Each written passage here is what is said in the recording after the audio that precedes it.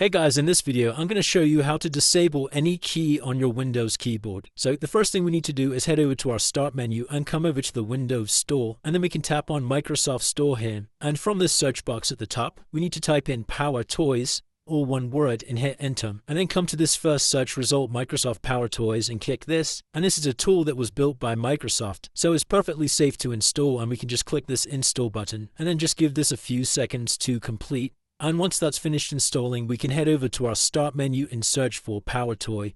And we're just going to launch up the application. And once the software is running, you'll see something similar to this.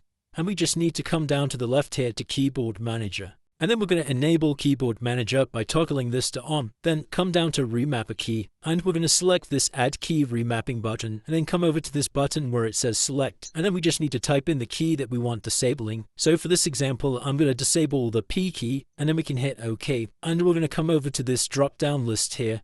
I'm going to scroll all the way up, right to the top, and there should be an option to disable. Then we just need to press OK to save these changes, and you need to press continue anyway, and that's going to have now disabled the P key on your keyboard. And that's it guys, you might need to restart your computer for your changes to take effect. And if you ever do want to disable this option, then we can just come back inside of Power Toys, come back over to Remap a Key, and then we can just delete this by pressing the trash icon. And that's it guys, hopefully this video helped you disable keys on your Windows computer. If this video did help you, then please consider dropping a like and subscribe. Until next time.